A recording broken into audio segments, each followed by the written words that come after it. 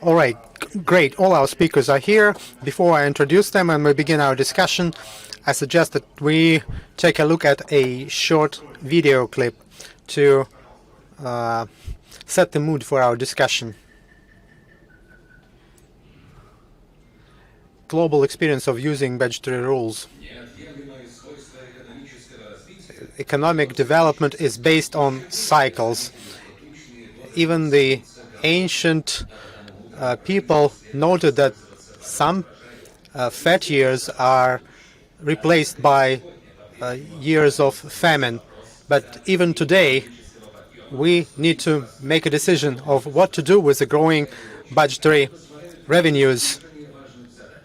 And first of all, we can spend it for infrastructure and social development. What's on the other side of the scales? The risk of economic downturn, reduction of budgetary revenues, and having to use debt to perform the obligations, social obligations for the population business.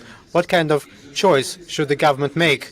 Studying the fiscal policy of countries all over the world has shown that to ensure economic growth, first of all, you need to get long-term budgetary stability. And to get that kind of stability, budgetary or fiscal rules are introduced. These are limitations for such indicators as public debt, budget deficit, budget revenues and expenses. Let's imagine that there is a rule for budget deficit in the country. If the revenues stopped growing, you have to adjust the expenditures not to go over the set limit. Budgetary rules set two very important tasks. They ensure budgetary and debt stability and counter-cyclical budgetary policy when the economy doesn't overheat during the good times, and when there is downturn, the government can support it. In developed economies, the budgetary rules have been actively introduced in the 1990s, and starting from the early noughties, they became also popular in the emerging economies. Nevertheless, the global economic crisis of 2008-2009 led to increase of debt problems in many countries.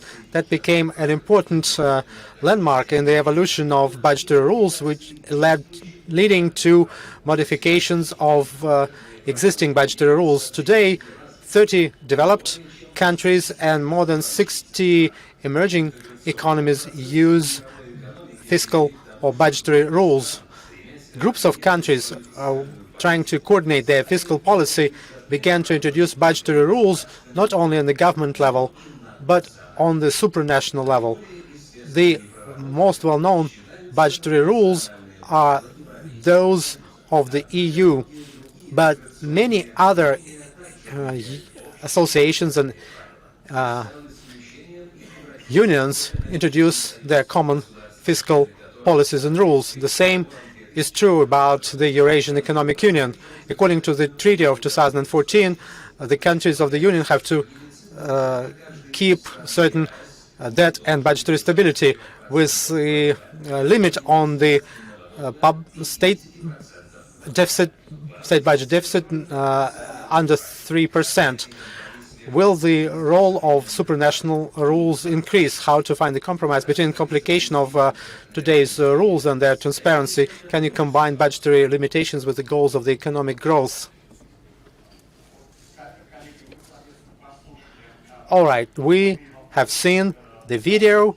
The main questions have been asked, and each one of our panelists can feel like they're Joseph of the early Hebrews and suggest the best budgetary rules. Whom do we have here in the room? My name is Vladimir Nazarov. I'm Director of Research and Development Financial Institute. We also have here Eduard Akopian, Head of Macroeconomic Policy Department from the Ministry of Finance of the Republic of Armenia, Maxim Yermolovich, Minister of Finance of the Republic of Belarus, Annette Kiobi, Head of IMF Permanent Mission to the Russian Federation, Vladimir Tsybanov, Director of the Department for Budget Policy and Strategic Planning of the Ministry of Finance of the Russian Federation, Natalia Korzhova, President of Finance Academy from the Ministry of Finance of the Republic of Kazakhstan, and Samuel Lazaryan, head of the Center for Macroeconomic Research, Research and Development Financial Institute of the Ministry of Finance of the Russian Federation, and Solnbek Urustemov, Deputy Director of the Macroeconomic Policy Department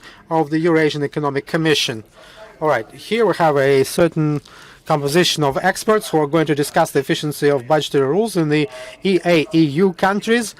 And to do it efficiently, we need to look in detail at where we are today, what kind of budgetary rules exist today, how they evolve in time. It's an important topic for our particular institute. We're helping the Republic of Uzbekistan to set such budgetary rules, to give them good advice about what kind of budgetary rules are needed. We analyzed everything that the global experience is telling us about it.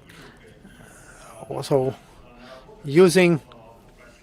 I'd like to give the floor to Samuel Lazaryan. He will present our view on the topic and what kind of changes are being made to the system of budgetary rules and what impacts their efficiency. All right, good afternoon, dear colleagues. I will have some slides. I will tell you about the budgetary rules of today, how they work globally, and whether they are efficient or not. In our discussion, and in the course of our work, we analyzed more than 90 countries of the world that use budgetary rules. We did a huge meta-analysis of their efforts and studies. We made our own calculations. We looked at other studies. What are the main results of using budgetary rules in the countries that we have studied? First of all, the budgetary rules help countries reduce their budget deficit. That's one of the most important conclusions that we can make. Budgetary rules help us increase counter-cyclical nature of our policy. The budgetary rules gives us macroeconomic stability. Budgetary rules give us economic growth. And of course, budgetary rules increase the trust of investors, which we can use when the risk premium is reduced for sovereign bonds. When we studied those budgetary rules, we wanted to understand what was their efficiency, why budgetary rules worked efficiently. The main factor of their efficiency is their strictness. If the stricter the quantitative limitations, the higher the level of the law regulating the budgetary rule, the more efficient it is. I can give you a radical example from Singapore, where budgetary rules are fixed in their constitution. Well, this may not be the best idea because it's hard to change your constitution, but that's one radical example of how budgetary rules are used. And the rules are more efficient if the government commitment is at the highest level, whether the government follows through and meets those obligations and promises. And the third point is the quality of governance. Here we understand state institutions that are active in the country, efficiency of the government in general, the satisfaction of the population with the government. That's a huge and broad factor. These three indicators are most important for the efficiency of budgetary rules. In recent years, we are witnessing the tendency of budgetary rules becoming more complicated, and there are combinations of them. The most popular one is the combination for expenses, balance, and debt. That's quite popular for emerging and developed countries. And the second most popular combination is balance plus debt. And what else can be said here? In general, the experience of using those rules in the countries, especially during the crisis, has shown inefficiency. That's why currently the rules are being modified and the so-called structural component is added. What do we mean by structural budgetary rules? For example, to calculate the structural balance, you need to clear expenses and revenues from some cyclical components, and then you get your structural balance. The advantage of this type of budgetary rules is that they work well in the counter-cyclical way, but technically they are hard to calculate. That's why not all emerging countries use them. For the emerging countries, even though it's an important part of the evolution of their budgetary rules, if we talk about the Eurasian space, we, together with our colleagues from the Eurasian Commission, we started this big project to develop this structural component for the countries of the Eurasian Union. It will take us about a year, and we hope that this evolutionary change that's taking place with the budgetary rules will be used in the Eurasian Union as well. What other formats of budgetary rules exist? The so-called expense or expenditure rule is quite popular. It's easy to use, and many countries use it. For example, when you limit the growth of revenues we limit the growth of expenses by the rates of GDP growth in the country. Many developing or emerging countries use this now. In particular, I've seen it in Ecuador, in Mongolia, in Namibia. What else? Any rule is broken. Everybody wants to break the rules, especially during the crisis, because you had to keep the economic growth and your economy up. And currently, there are these escape clauses now. These are the clauses that allow you, during some disasters, natural disasters or economic crises, to violate those rules in specified ways. It's not an unexpected violation of the rule. It's all described in a law. Another novelty that is used by many countries today is the so-called adjustment or corrective mechanism. When we reach a certain limit, there's an automatic adjustment. For example, in Slovakia, if the public debt goes above 53% of the GDP, the government has to reduce expenses and not to raise public employees' salaries. If it reaches 55%, then next year the expenses have to be reduced by 3%. When they reach 60% of GDP, the parliament votes for lack of trust to the government.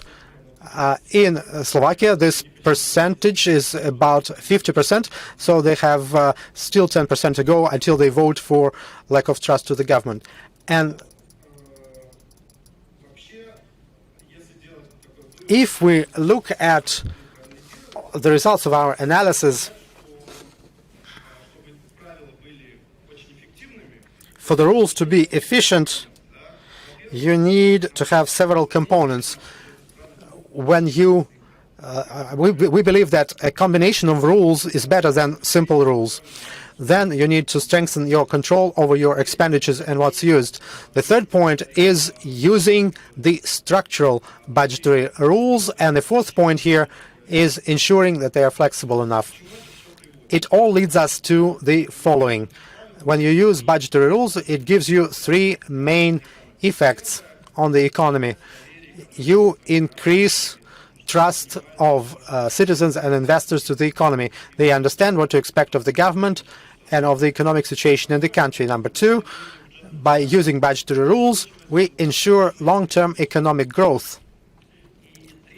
And number three, which is quite important when we discuss the crisis that may happen any minute now, and I recalled a quote from Ronald Reagan. You may have you may, of course, all remember who that person is, a well-known American actor. And this American actor, Ronald Reagan, once said that during the crisis, the government, instead of solving the problem, the government is financing the problem. So the use of budgetary rules allows us to adjust your budgetary policy to the crisis situation. And in the nearest future, we'll be able to look at that in practice when a crisis does happen. Thank you.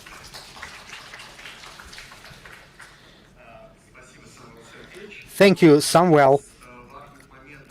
One of the important points that you mentioned in your presentation is that budgetary rules are heavily impacted by crises in the economy. I recall an old Soviet joke when Rabinovich is filling in questionnaire, and there's this question whether you had hesitation when you had to adjust to the party line, and he answers, yes, I did have some deviations together with the line of the party. In other words, the rules are changing together with the economic situation.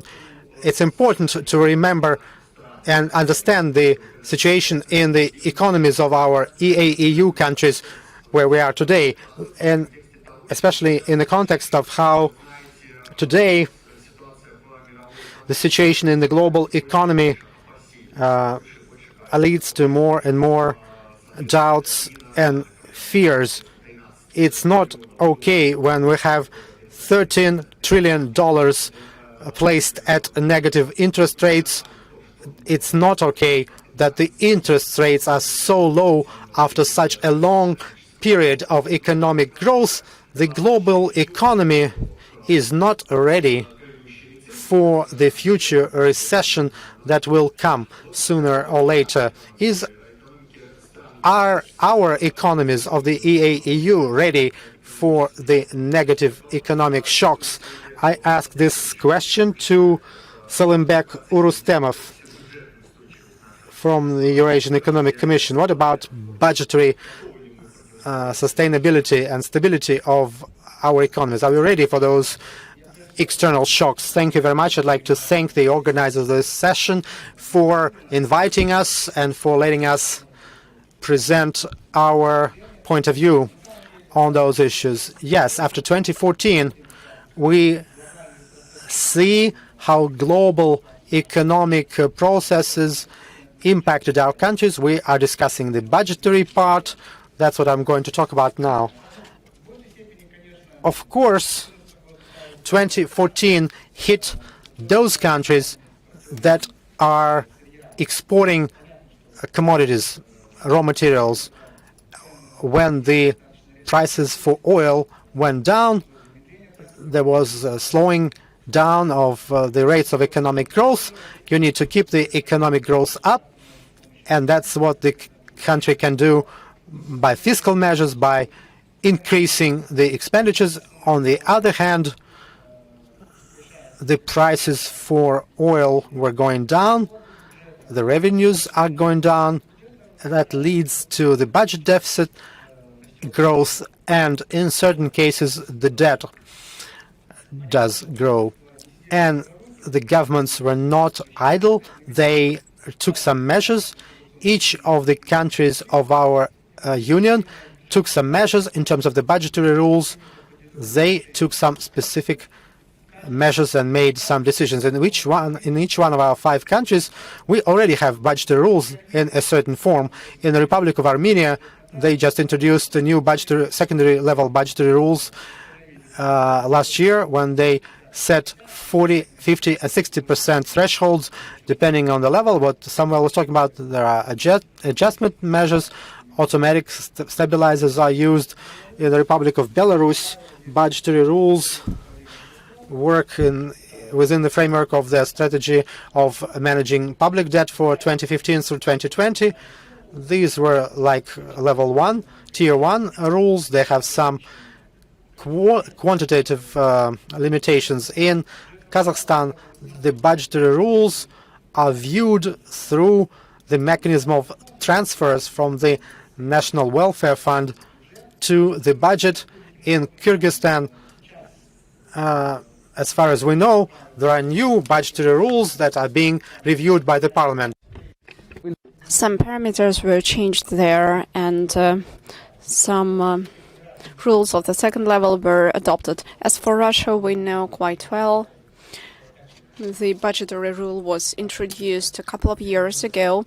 The focus is made there on the oil and gas revenue and the debt servicing expenses. In general, our countries have managed to cope with the situation in the long term, although the situation is not very simple. In Kazakhstan, until 2014, there was a budget surplus, but after the crisis of 2014, the budget experienced deficits, and Russia has regained now its surplus. As for Armenia and Kyrgyzstan, earlier the budget deficit was 2 to 3, and in the crisis period the deficit reached 4 to 5%. The exception is the Republic of Belarus, that throughout this period of time has preserved its budgetary surplus. After 2017, we see the improvement of the situation, and here there are two factors that come into play. There are exogenous factors such as the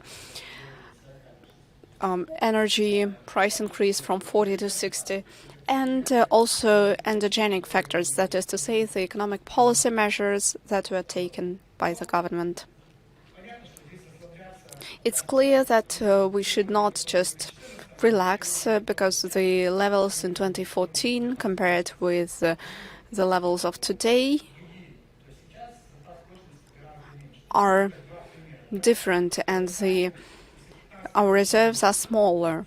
I will give an example. In Kazakhstan, in 2015, the welfare fund was 52% to GDP, and last year it was 42.5%. The oil and gas reserves in Russia were 10.6%, and last year 3.9%. So there is some security cushion, but it has become thinner than 4 to 5 years ago. As for nominal indicators such as the public administration sector debt, we also witness the increase of that debt.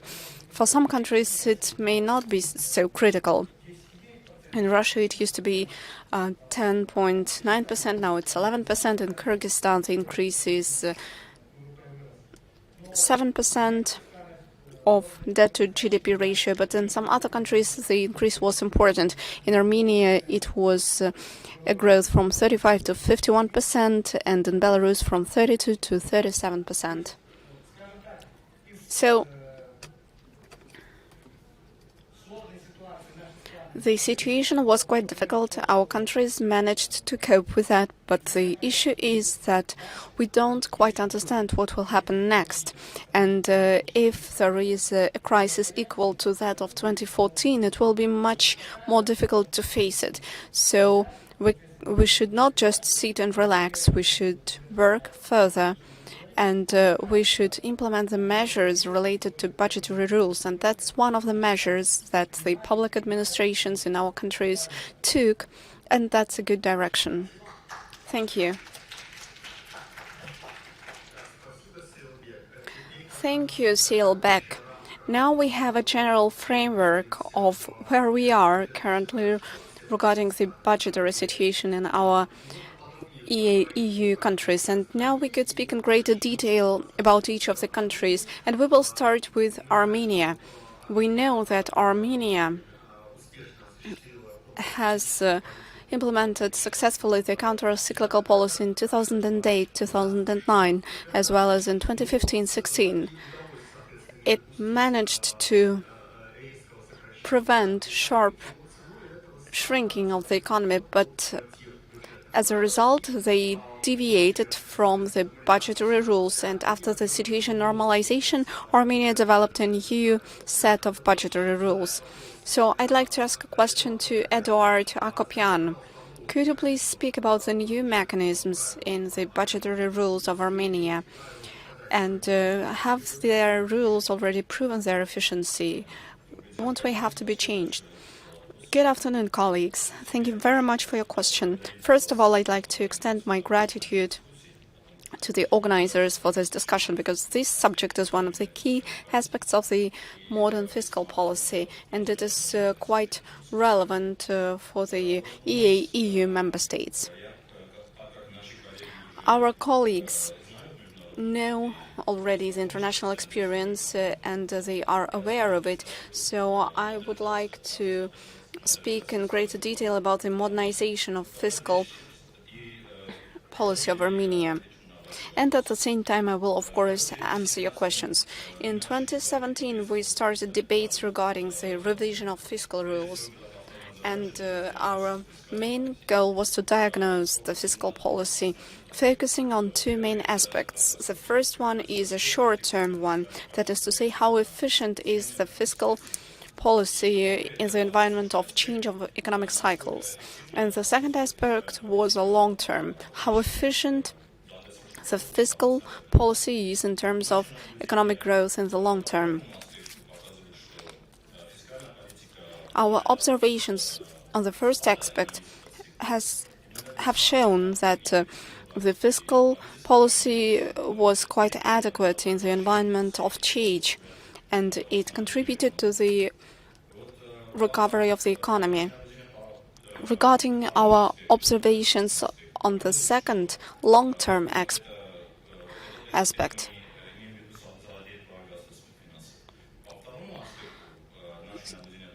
our observations have shown that the golden rules were not respected, especially after the crisis. As a result, the debt growth the sovereign debt was used to satisfy the current needs. At the same time, the capital costs almost haven't changed. There is another problem related to that. Taxes, our internal resources, they did not seem to match our current needs. And as economists like to say, there is no free lunch. And as a result, in 2017, already our debt-to-GDP ratio exceeded the legal value of 50%, which limited the possibilities of the fiscal policy in terms of reacting and responding to further economic shocks. So, in these aspects, the issues were not addressed efficiently, and this modernization of the fiscal policy was the requirement of that period. There is another important point there. There was a goal set not just to stabilize the situation by limiting the deficit, but the goal was to create a basis for sustainable and inclusive growth that would help to stabilize the public debt in the mid-term and in the long term. As a result, in the EU, flexible modern system of fiscal rules was developed. As of today, it is allowing us to address those issues efficiently. An important role in this process was played by the support of the International Monetary Fund. And in our new system, we respect the 50-60% thresholds, and we also added a long-term threshold of 40%. And what's important here is that these are not just thresholds and benchmarks for the fiscal policy. They are indicators that will be respected in the long term. Budgetary or fiscal rules are becoming an efficient tool all over the world. And in order to ensure the efficiency of the policy and in order to increase the potential of the economic growth, we have introduced some new rules regarding the expenditure. The first rule of expenditure is that the current expenses were limited by GDP growth, and the current expense level was also limited by the tax income. Golden rules on capital expenses were also introduced. These are related to the respective thresholds of the sovereign debt as well. Together with the thresholds and fiscal rules, we have made another step forward. It's the adjustment mechanism, so that full fiscal sustainability is ensured. We have introduced new corrective and adjustment mechanisms in case 50 or 60% thresholds are exceeded. In that case, the government needs to present a program of reduction of sovereign debt for the next 5 years. Another important point here is the system of cases of exception. And another important issue, of course, is the efficiency of fiscal rules. We have developed a new system, and as of today, it is difficult to evaluate its efficiency. It will be possible to do that in a year or two. But if we speak about the efficiency factors, we already have some first results. The first result is that in 2018, these principles were introduced, and in 2018, we managed to reduce the debt to GDP ratio and set the basis for further sustainability of sovereign debt. Another important point is the development of midterm fiscal strategy with midterm fiscal indicators that are giving some important signals to the internal and external economic actors. And we already see the first signs of increase of trust of the government. The Armenian fiscal rules have been evaluated as a good and efficient tool to ensure the macroeconomic stability.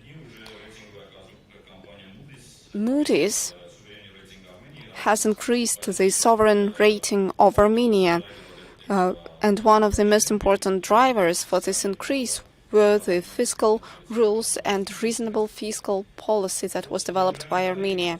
So, dear colleagues, it was already announced that Armenia is moving on according to the rules of second generation.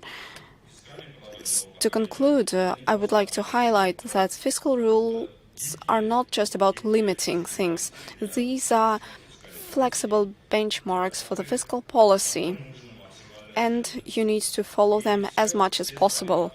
All the countries who want to create or develop an efficient fiscal system should, I believe, follow this path, while taking into account the particularity and economic realities of their country. To conclude, I would like to add another important point. In order to evaluate the efficiency of fiscal rules and fiscal system, an important role is played by contemporary and modern fiscal models. These are mostly DEG, general equilibrium models. And we were supported by IMF and by the Ministry of Finance of Russia in order to develop those models, and the first results are showing that those models can be used as an efficient tool to create efficient fiscal policy and fiscal rules. Thank you.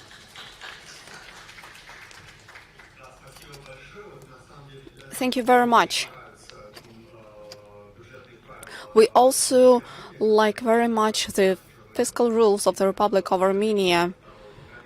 Indeed, these are the fiscal rules of the second generation, and they represent a compromise between flexibility on the one hand and trust on the other hand. So on the one hand, the state is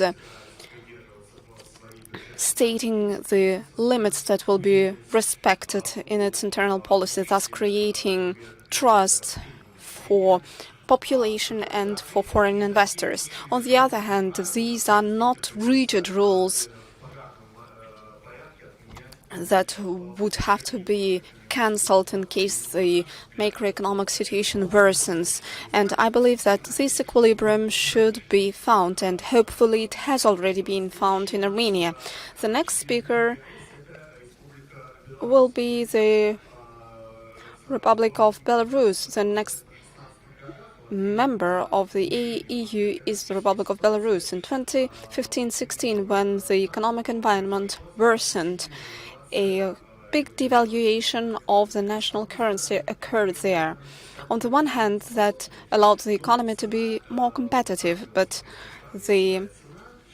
every step has its price, and here the price was the fact that the debt-to-GDP ratio exceeded the threshold that was determined in the fiscal and budgetary policy of Belarus up to 2020. That was 45%. At the same time, a number of stabilization measures was taken. In particular, it was decided to send all the returns related to export of petroleum to reduce the budgetary burden. So, Mr. Yarmolovich, could you speak about the actual situation in Belarus? Will the actual stabilization measures be sufficient to adjust the situation, or are you planning to introduce more complex fiscal rules in the future? Good afternoon, dear colleagues. Indeed,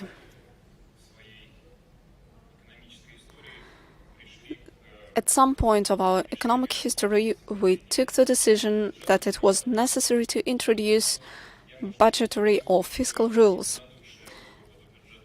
And I would like to highlight that I don't quite believe in the efficiency of budgetary rules. And unfortunately, the history of using them in both developed and developing countries is showing that quite often they are not respected for the sake of adjusting the economic situation. So it's important to understand how ready the government is to stabilize the economy and to implement economic measures aimed at ensuring anti-cyclical economic policy. At the same time, we need to ensure the continuity of goals and objectives of budgetary and fiscal policy in the midterm and in the long term. Budgetary rules represent already a technical part of this overall economic policy and discipline. Speaking about the Republic of Belarus, indeed, for us, as for the region as a whole, 2014 bared some consequences. The result of this was a significant devaluation of the national currency. In addition,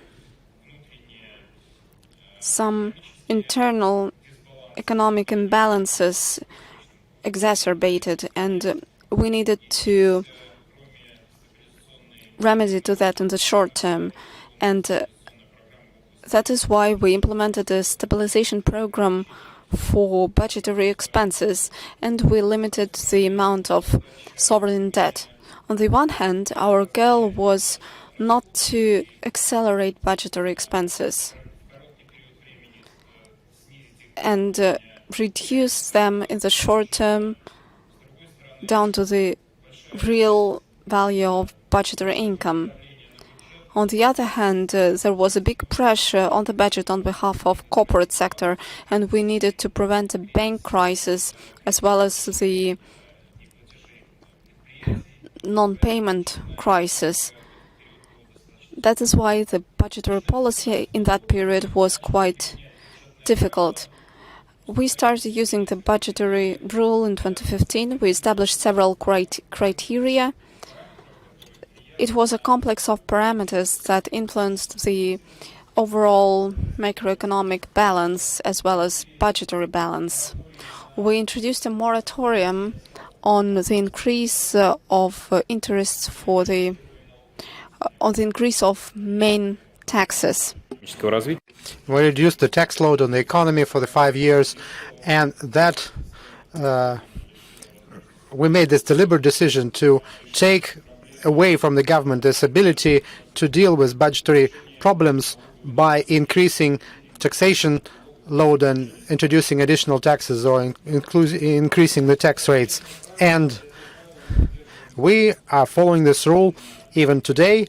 We adjust the taxes a little bit in Belarusian rubles, capitalized based against the inflation level, but we also only increase the excise rates, and the remaining tax rates remain unchanged for almost 5 years.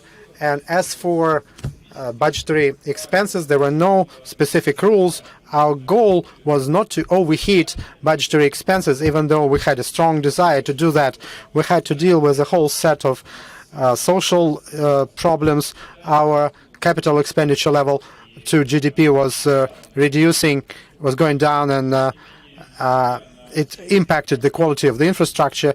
In spite of all these problems, we did not overheat the budgetary expenses, even though we had enough revenues. And we set this rule that 25% of the state, of the public debt, is covered by the non-debt sources.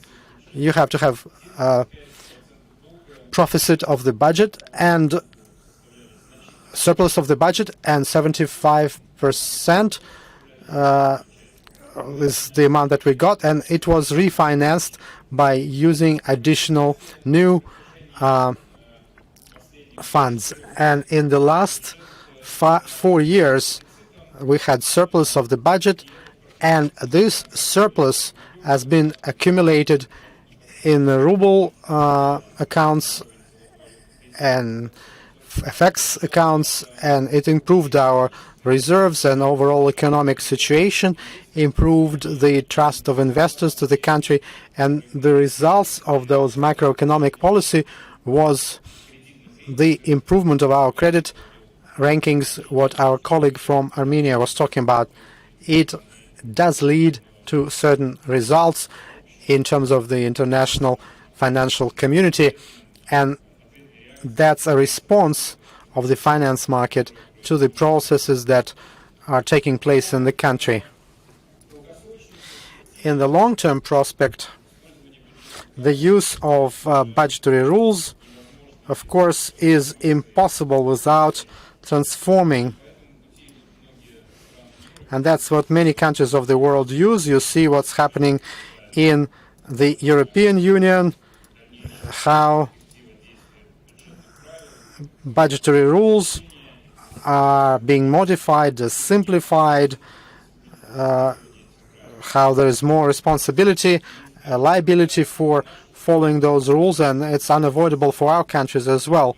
As for the Republic of Belarus, we will keep improving our budgetary rules, but the flexibility in how one follows those rules should be limited by strict desire on behalf of the government to keep the stabilization program going. The most important part of the process is about how we are going to ensure the economic growth and how we are going to develop the social and economic infrastructure.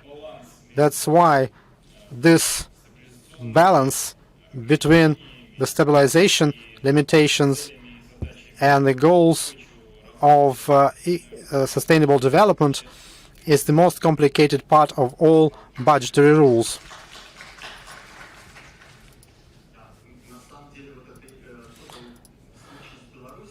The case of Belarus is interesting because such comprehensive financial stabilization program cannot replace the budgetary rules, much like budgetary rules cannot replace such program. It has to be a combination. Budgetary rules alone don't give you an efficient budgetary system, but such rules are needed. I really enjoyed your moratorium on the tax increase. If I could, I would introduce the same element to our budgetary rules, but that's my personal point of view. Then we have the Republic of Kazakhstan. We know that your economy is facing similar shocks, and there's a significant dependency on the export of energy resources, and you found a similar response by establishing a national fund. In the history of the Republic of Kazakhstan,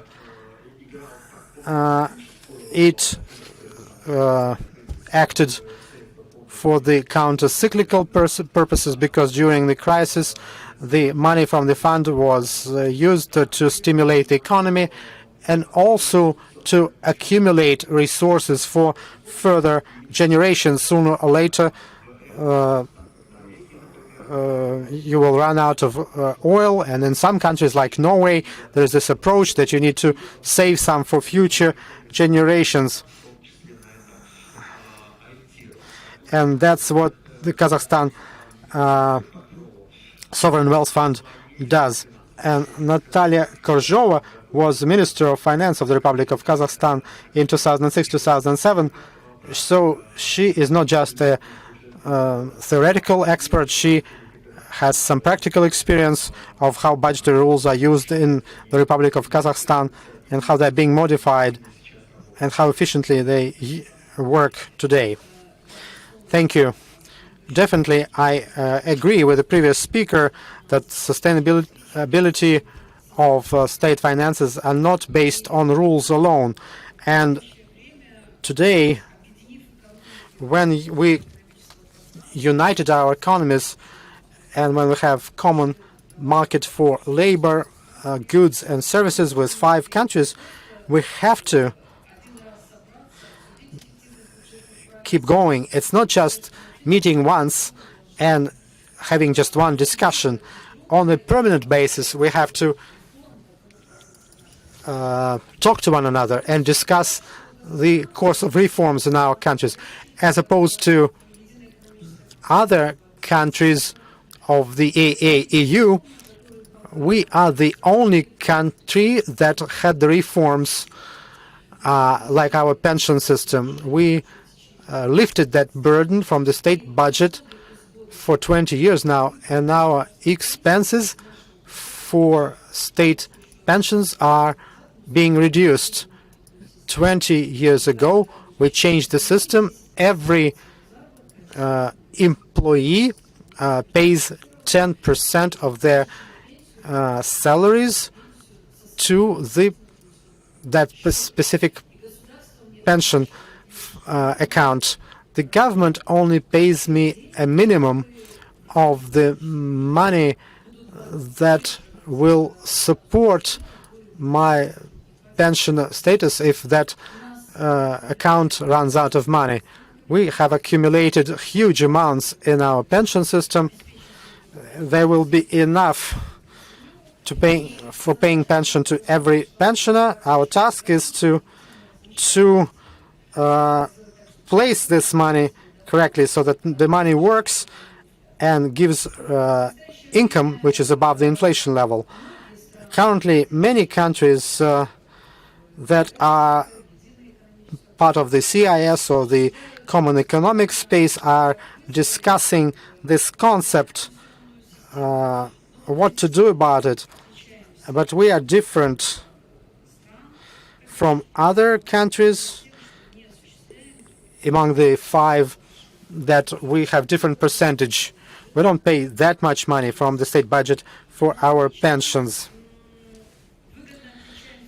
We are also different because we replaced all the in-kind benefits by monetary compensations. We don't pay anything from the budget, any additional subsidies. All get monetary compensations because the entire service part of the economy is private, and that's why no additional subsidies from the budget. Now we need to reduce the deficit of non-oil budget. You are quite right. Of course, we have the mining industry, oil and gas. And to avoid the Dutch disease, getting too much money from this sector, we made a decision to send the oil and gas revenues, the money that we get from the privatization of major government assets, all go to our sovereign wealth fund or national wealth fund, which is not part of the government budget. And our goal is to reduce the deficit of the non-oil budget, non-petroleum budget, and that's what we are using. Even though, to be honest with you, the our oil or petroleum fund has two goals. First of all, to accumulate funds for future generations, but at the same time, there is this guaranteed transfer from the sovereign fund every year, which is described in the budgetary law, which we use to settle the deficit in the budget. Our goal is to guarantee the transfer that we send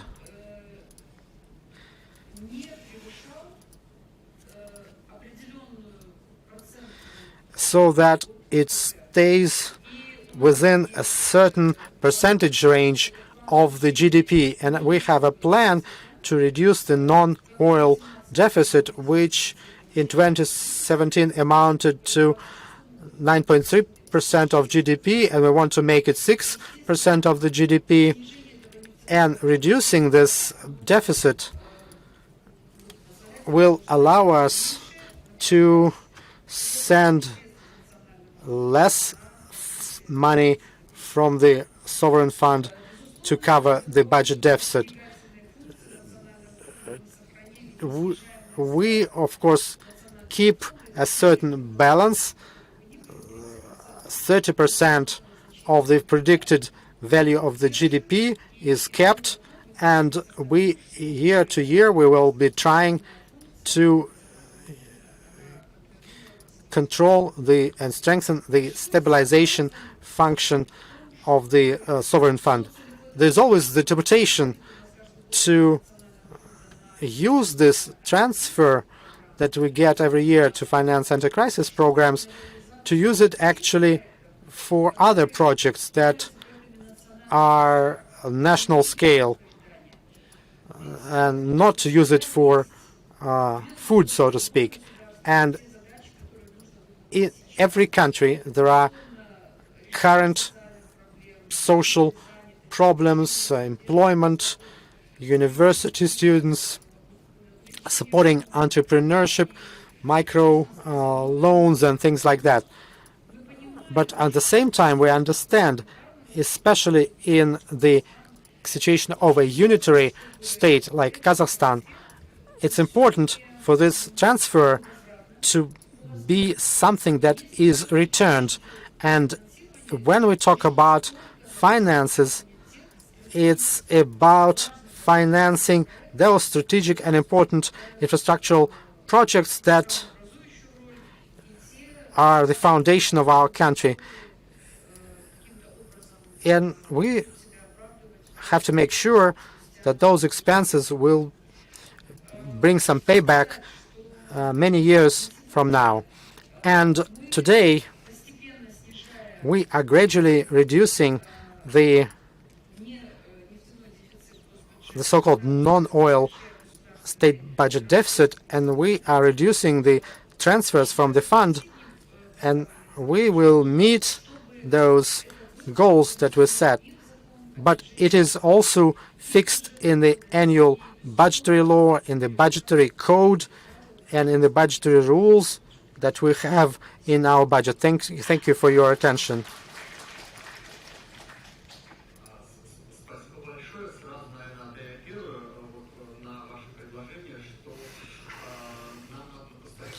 All right, we need to meet regularly and discuss those issues.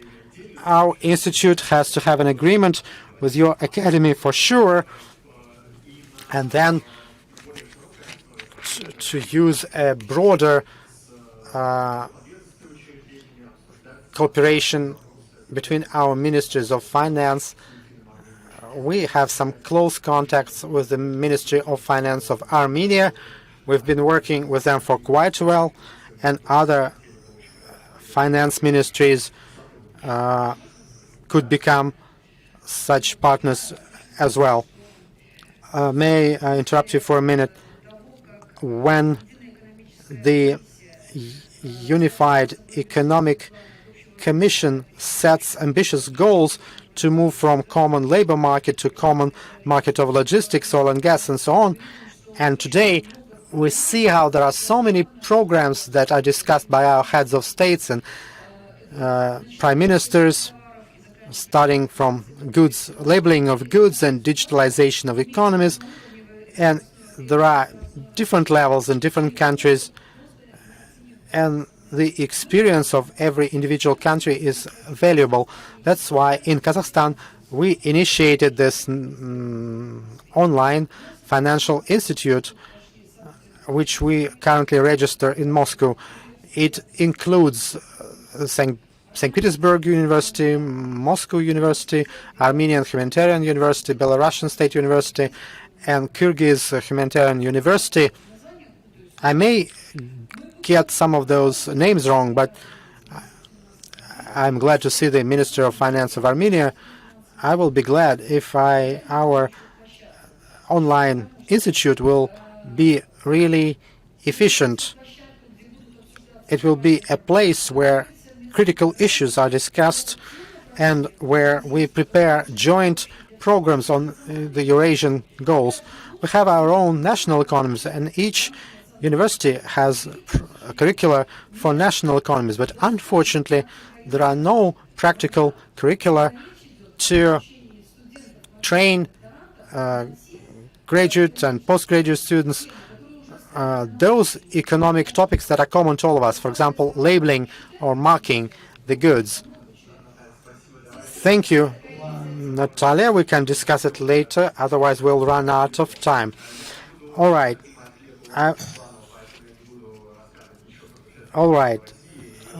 Budgetary rules in Russia will be described by Vladimir Tsibanov. All right. We started by something intriguing, hoping to offer more efficient rules, and we have offered such rules in 2018 for a big country which exports a lot of oil. The oil price of 40, which we used for calculation, should be a long-term anchor for economic agents and for the ranking agencies. It has to be a reliable macroeconomic foundation. Let me try to illustrate the situation, the positive results which Samuel quoted and the positive results published in the literature. The budgetary rules of Russia have been were introduced in 2017, and they formalized the budgetary consolidation program started in 2016. That was over in 2018. Well, the structural deficit at $40 per barrel was reduced really significantly, and and the price was below $45 per barrel. In 2013, the oil price for a balanced budget was $120 per barrel. Non-oil and gas deficit reduced from 6.1%, and this was a reliable foundation for the stability of our fiscal parameters. And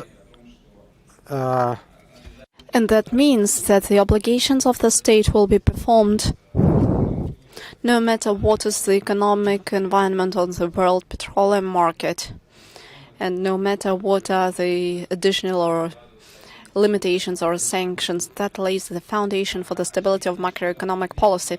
It is evident that such a well-balanced budget policy is evaluated by rating agencies and by international organizations. Last year, all the rating agencies of Russia increased the rating of Russia by one step. Moody's and S&P raised it to investment rating, and Fitch up to BBB. We witnessed the reduction of credit premium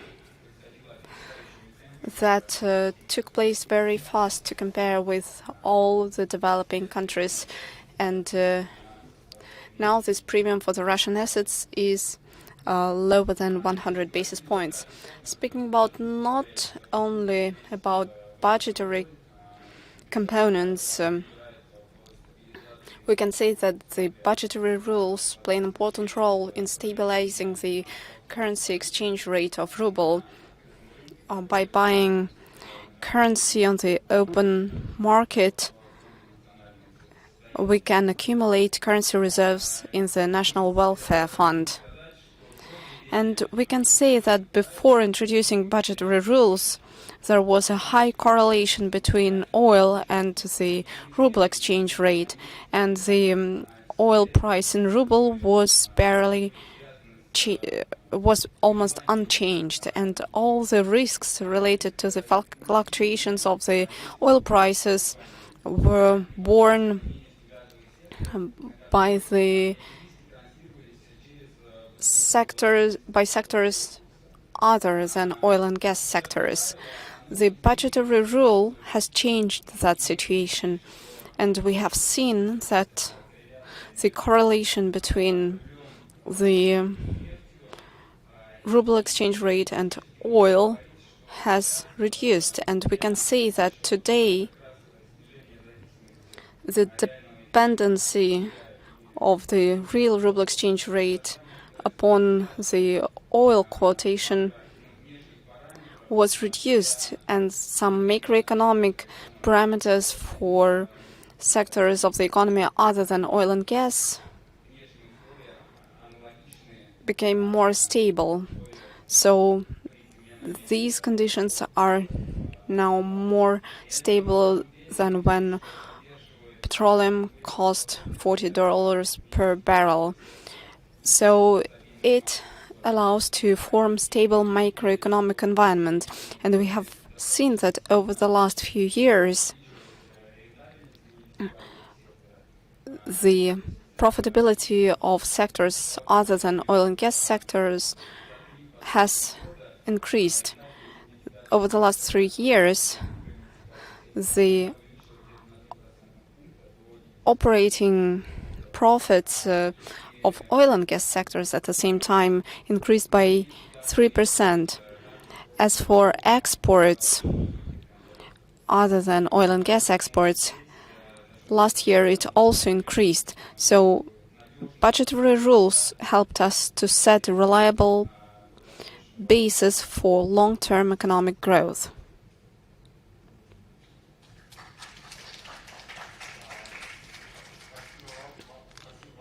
Thank you, Vladimir. I am actually a proponent of the current budgetary rules. I like them, and I don't think that they need to be corrected in the nearest future. But there are some people who are criticizing budgetary rules. For example, they say that the budgetary rules may have a negative impact on the stability of the currency exchange rate. It happened 1 year ago when on the one hand the sanctions regime became tighter and the ruble was influenced by the new sanctions and became weaker. At the same time, the oil prices were quite high. As a result, the ruble price of oil increased significantly, and at the same time the central bank, according to the rule, had to purchase the US dollars using these money, and the dollar was also increasing, and there was a risk of the ruble becoming too weak. And as a result, the central bank stopped buying dollars for a certain period, and critics said that the central bank was stopping the budgetary rule and that this rule had a negative impact on the ruble exchange rate. What would you say to that? Well, actually, the action of the budgetary rule was not stopped. It was just the central bank that stopped purchasing dollars. It was within its mandate of preserving the financial stability. The application of the budgetary rule is not destabilizing the currency exchange rate, in my view. If we speak about last year, last autumn to be more precise, we witnessed a significant decrease of oil quotations. It was more than $30 per barrel. That's a drop that matched the dynamics of some periods of 2014. At the same time, we saw that the currency exchange rate and the inflation and the rates were at the same level, mostly. And the application of budgetary rule actually helped to preserve the balance in this environment of petroleum shock. But the budgetary rule is not a cure-all, of course. In terms of payment balance, we are using the budgetary rule to absorb big fluctuations in the current account balance due to the fluctuations in the oil prices. But the budgetary rule will not influence the capital fluxes. The situation that was given as an example when the central bank stopped its operations and transactions, it was related to the sanctions, to the increase of sanctions, and to big outflow of capital. But that was within the mandate of the central bank, because its goal is to ensure financial stability. Therefore, it can stop some currency purchasing transactions. Thank you very much. That was a very clear answer to all of those who criticize our budgetary rule. We actually have discussed budgetary rules in all the countries separately, but now we would like to speak about supranational budgetary rules. And I would like Sailback to speak about his vision of prospects and perspectives of budgetary rules in EAEU. Should they be more rigid or more flexible? Should they take into account the particularity of every country? Where is that necessary balance? Vladimir, before speaking about supranational rules, I would like to use the example of Kyrgyzstan, which is not present here today. In Kyrgyzstan today, there is a limitation of debt to GDP ratio of 60%. The budgetary code will soon be amended, and that ratio will be increased up to 70%. Why 70%? After 2014, at almost all of our markets, there were some perturbations. The GDP is calculated in the national currency, but the debt is in foreign currency. So nominally, the debt has perhaps changed, but when it was calculated in the national currency, the debt exceeded 60% threshold. The parliament members called the Minister of Finance, and the Minister of Finance had quite a challenging situation to face. I understand quite well my colleagues from the Ministry of Finance of the Kyrgyz Republic. They explained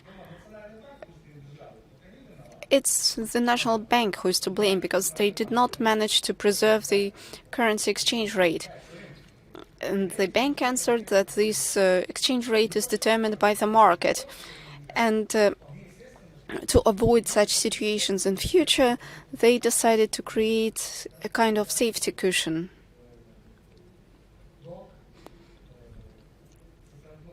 And the debt to GDP ratio will be increased by 70%. That's kind of a safety cushion measure. It's not a question of economy or public administration. That's a political economy already. Unfortunately, in our realities, such things can occur.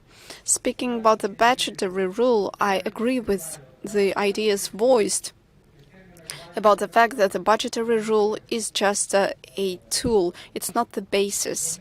It's a measure that can help. Should it be flexible or rigid? Well, it depends. It depends on the comfortable balance for a particular country. In the southern hemisphere, the situation will differ from the northern hemisphere, and Constitution, of course, reduces the freedom to change the budgetary rule, but at the same time it will ensure that this budgetary rule is observed responsibly. So every particular country should decide for itself what will be the level at which this budgetary rule will be introduced and who will be responsible. If there are enough resources to face external pressure, it can be introduced into some main legislation.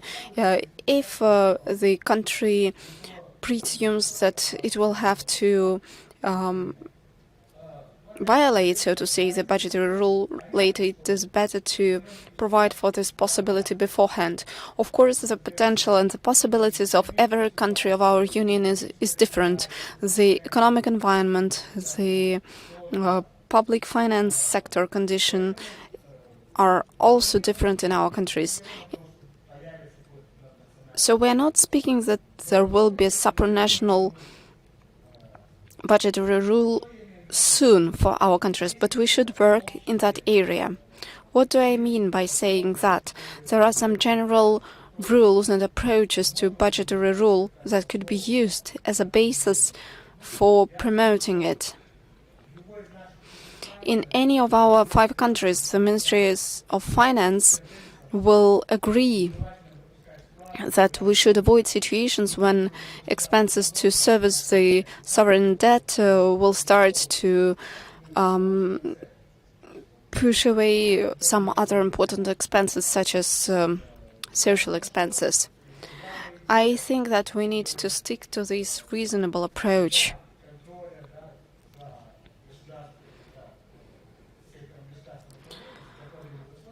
Control over budgetary expenses and income should exist independently. There should be a supervisory body. Of course, it should report to the parliament or to the president, but it's important to have an independent agency so that the public could influence the decisions taken. The standard principle, tell what you do and do what you are telling, is the principle that should be applied here. What's the budgetary rule? You tell the public, we are going to work according these rules, 1, 2, and 3. These are the exceptions. If this happens, that will be done, and so on. And then, within a certain period, we will get back to sticking to the budgetary rule as specified above. When the rules of the game are clear to everyone, and when there is no temptation to violate budgetary rule, it will be easier to play. If something is beyond the rules of the game, it will raise issues. We are now working within our mandate. It's Article 63 of our treaty. We have 3 macroeconomic sustainability indicators. 2 of them are related to the governance. It's the debt to GDP ratio and GDP deficit. We are working in that context. The 3% budget deficit and 50% debt to GDP ratio are just figures, but it's important to understand what's behind those figures. What are the economic processes behind? For example, Kyrgyzstan was exceeding this 50% threshold, but we know that it was not related to issues in debt servicing, but formally we had to prepare some recommendations. And by the way, from 2016 we developed all the recommendations regarding the debt and the budget deficit. Together with the Kyrgyzstan public administration, we will have to work according to these recommendations in order to develop an efficient mechanism that will allow us, as our economies converge further, to approach our budgetary rules to each other.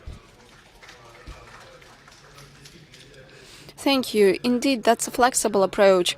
I would like to ask the same question to Annette Kiobe, head of the IMF Permanent Mission to the Russian Federation. But first of all, I'd like to thank you for coming here today. You were appointed quite recently, and that's probably your first public speech in Russia. That's very pleasant for us.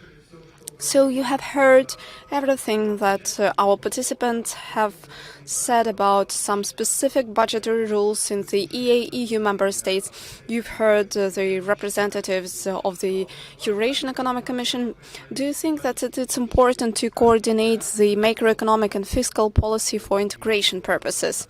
Maybe you could speak about the experience of EU. What should we pay attention to so that this coordination of macroeconomic policy contributes to the sustainable development of the EU member states? And what are the prospects of development of supranational budgetary rules? Sailbeck has mostly spoken about some flexible approach and coordination between our macroeconomic policies rather than about the necessity to develop unified rules. What do you think?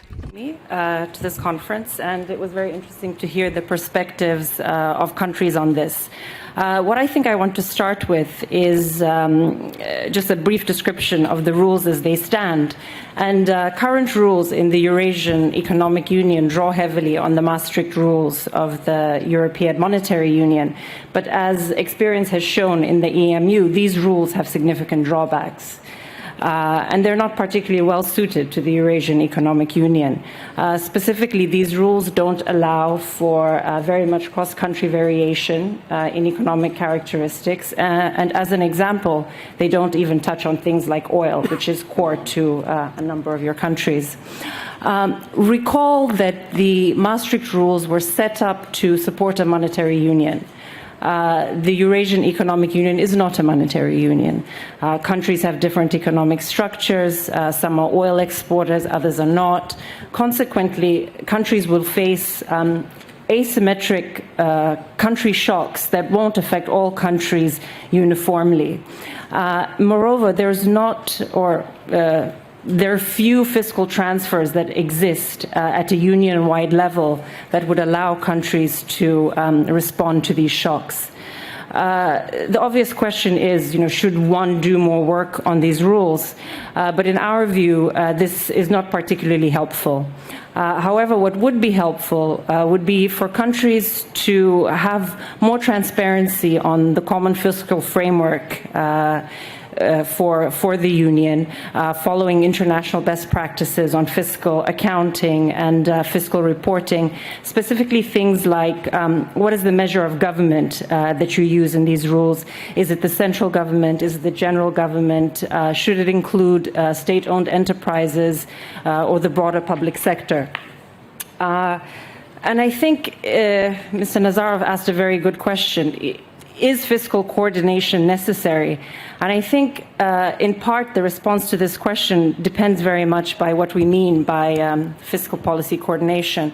And if by coordination we mean that all rules should converge to some common policy anchor, perhaps in the context of countries that have not only different economic structures, but also different fiscal structures, different compositions of revenues and expenditures, perhaps transitioning to a common policy anchor might result in suboptimal outcomes at the national level.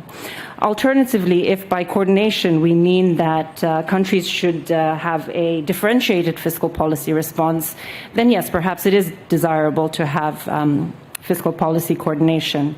But what we would like to emphasize is that if we are to go the route of more integration, it would be important to have more policy coordination, not only on the fiscal front, but also in other policy spheres of the economy.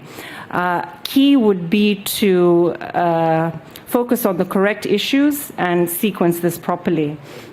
What comes to mind for us are kind of three or rather four priorities.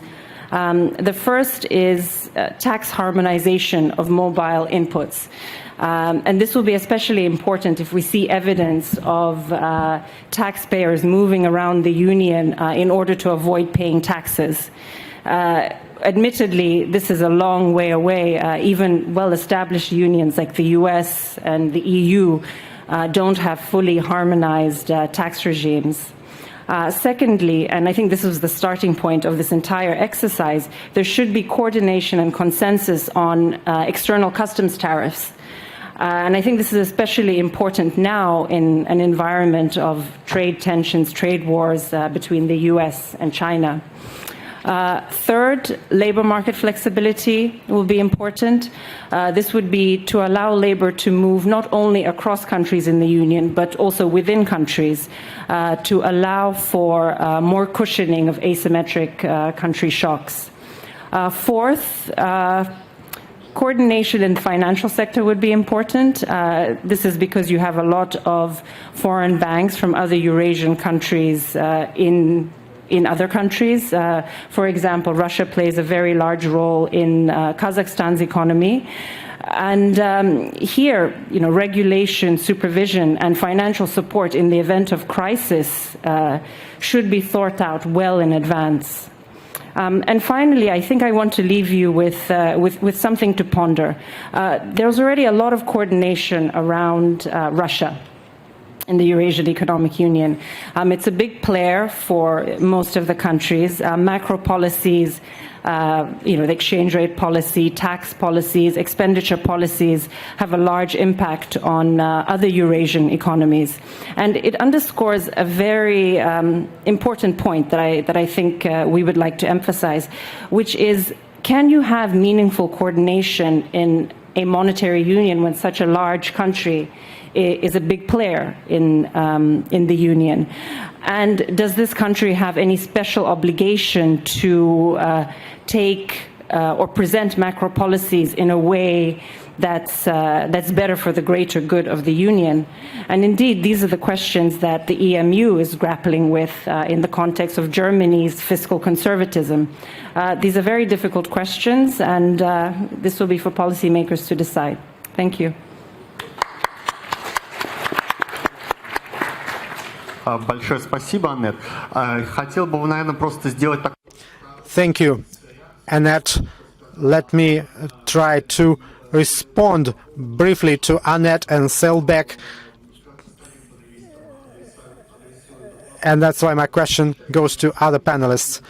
Do you think we really need additional efforts to coordinate macroeconomic policy of the EA-EU countries? And do we need to modify budget rules on the supranational level? Annette and Solbeck expressed their opinion, and now this question goes back to all other presenters in the order that you presented this morning. All right. Yes, it's a complicated issue, But in any case, supranational rules can play a stabilizing role for the economies of those countries. At the same time, you have to consider the experience of the EU. Some countries had stricter rules than on the supranational level.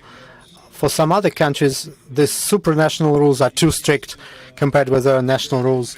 And if we talk about the Eurasian Economic Union, when we discussed it with our colleagues from the Ministries of Finance, I understand that it's going to be hard to agree on some unified rules. Solbek mentioned Kyrgyzstan, where they want to raise the public debt to 70%, and in Russia, public debt is much, much lower, several times lower than in Kyrgyzstan. In Armenia, they have their own stable debt policy. These are different levels. That's why I think you have to have a balance here between sustainability, stability of your supranational budgetary policy, and the goals for your country's development. Will we find this balance? I don't think we have any other choice. And that's why supranational rules is something that we need. When do we use them? I'm not sure. We'll see. Maxim?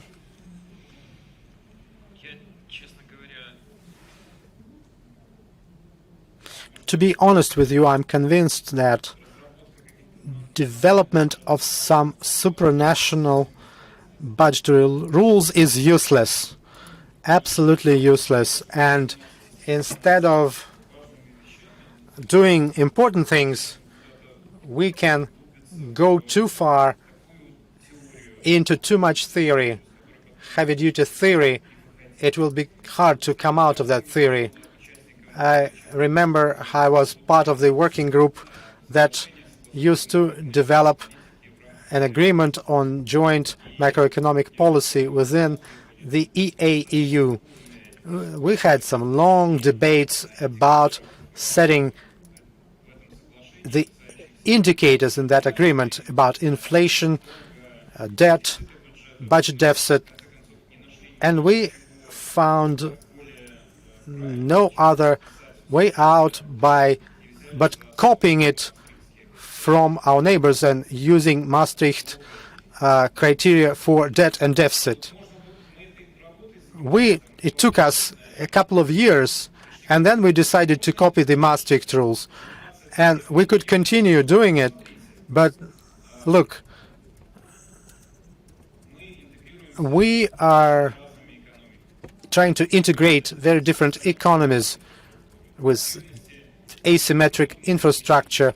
We have different needs for infrastructural investments. There are different revenues and expenses of the budget. We have very different sources of these finances. The Russian Federation has its own needs, has its own sources as oil and gas, and the budget deficit is 6.5% if we remove oil and gas revenues, and if we compare it with Kyrgyzstan or the Republic of Belarus or Armenia. In light of that, we need other tools like they did in the EU that would allow us to balance out or remove those differences in infrastructure. It cannot be done overnight, but we still need to have some kind of unified budget with common rules for how this budget is formed, with subsidies from this budget to social and economic programs of the member countries. That's the complication. That's the big commitment from the member countries. That's what we need. Otherwise, how can Kyrgyzstan or the Republic of Belarus finance their infrastructure without loans and without increasing its public debt? How can you say no to loans from multinational credit organizations for 30 years at under 1%? That would be wrong. How can we develop the economy without increasing the public debt, I don't understand, to be honest with you. Using debt, it doesn't work. The foreign investors don't work in any different way with small countries. We are building our nuclear power plant, national biotechnological corporation, potassium factory. They all use debt. And that's why the budgetary rules have to go certain maturing stage within the countries themselves. First, we need some kind of stabilization.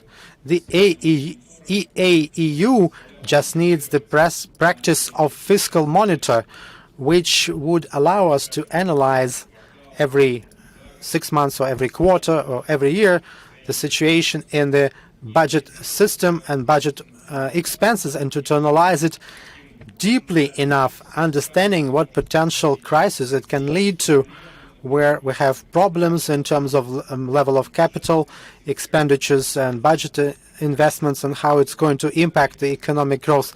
That's where I see the most important part. Vladimir, it's impossible to have one option for all countries. What is good for Russians is really bad for Germans, as our Russian proverb says. And we have very different countries, and we need national rules, yes, but we need some limitations similar to the Maastricht Treaty, so that the union members don't generate any additional risks due to unjustified budget policy for other members of the union. Natalia? In the current situation, okay, we have an agreement, a treaty, which regulates our activities. And currently,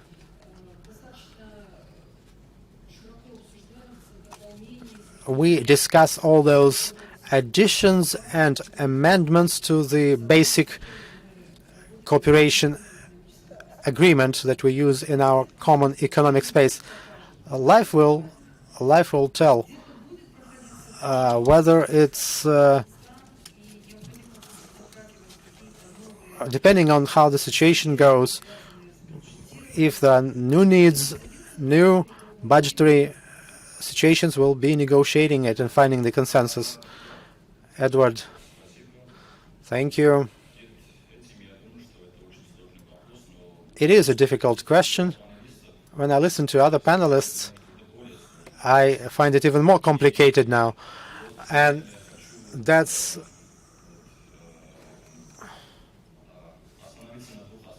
are two major points here. First, the conceptual part. We know that the Eurasian Economic Union is at the initial stage, and we know that our markets are not that well integrated. Different levels of economic activity. And another important point here is about values and the culture of macroeconomic policy. I was listening to panelists, and I understand that we understand our fiscal policies differently, and we have different values of how we pursue our fiscal policy. We need to work really hard in the midterm, long-term perspective to bring our values closer together. This is the conceptual part, and there is this procedural or technical part. When we reformed the Armenian rules,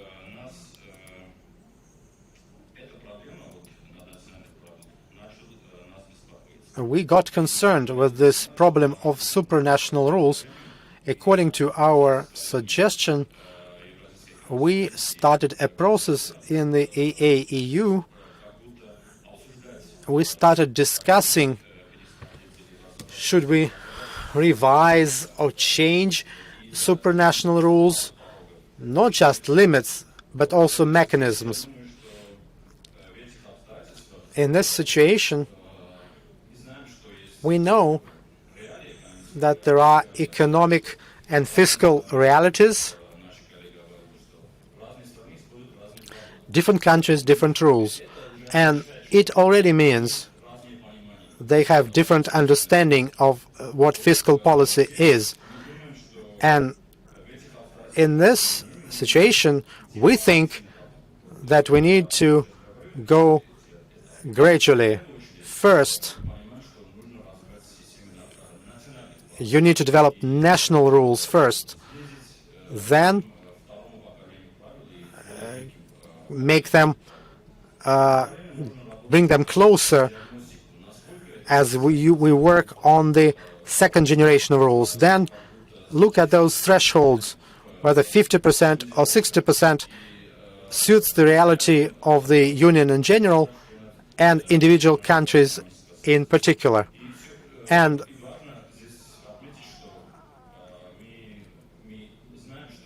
we know that we have different economies, but we are in one union.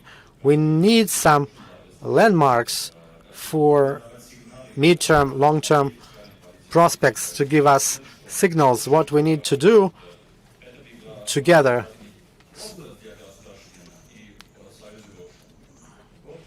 So that we get results for the Union and for individual countries. We can think about recommendations using the principle that if a country uses debt to increase its economic potential, if a country uses the debt as fiscal anchor and they have a goal to reduce it, it shouldn't be a concern for others. We need to discuss this principle together. As we bring together the logic of the fiscal policies of individual countries in midterm, long-term prospects, you could already discuss how to develop a flexible system of supranational rules. Thank you. 1 minute, please, if I may. Just 1 minute. 1 minute, please, no more. I totally agree with Mr. Yermolovich. Our Commission publishes an annual macroeconomic report where we analyze all aspects. Every quarter, we issue monitoring data for debt and deficit. The Republic of Armenia sent us a question about Article 63 and its indicators, whether we need to revise them. We are working with all parties. We get their reaction, their response. There are very different responses, very controversial ones. And let's thank our panelists with a round of applause for an interesting discussion. After listening to all points of view, there's this Greek myth about Odyssey, who wanted to listen to sirens singing, and we always need money for education, for healthcare, for infrastructure, and those voices of those sirens are so sweet and beautiful that the tender heart of a financier may surrender to the temptation, and you jump into this abyss of debt and deficit. And in the Odyssey story, he asked to tie himself to the mast of the ship, and the budgetary rules is how we tie him to the mast. And if he use weak ropes, he will still jump. If we tie him to the oar, it will be different. But budgetary rules are important. If we simply tie the Odyssey to the mast, but if the boat is sinking and they wouldn't know where to go, the ship would still have more problems. And You tie Odyssey to the mast, but that's not the only task in a reasonable policy. And Maxim was right when he said it's not a cure for all. It's one of the tools, but an important one. Should we have unified recipes in the EAEU? Probably not. Should we communicate and share the information and look at what's happening?